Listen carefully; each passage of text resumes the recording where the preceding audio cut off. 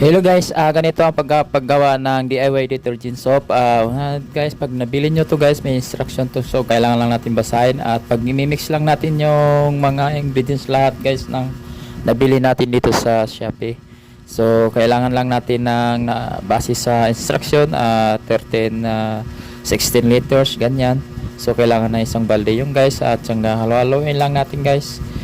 Pag nahalo-halo na natin, huwag nating tigilan hanggang sa lumalapot siya, tumitigas na yung mixture niya. So hanggang sa may lagay na natin yung kulay, hanggang sa magiging soap na siya guys. So yan, ganyan lang guys ang paggawa ng DIY detergent soap. So kulay blue siya guys. So ayan guys, at napakabango po ito at napakamura lang.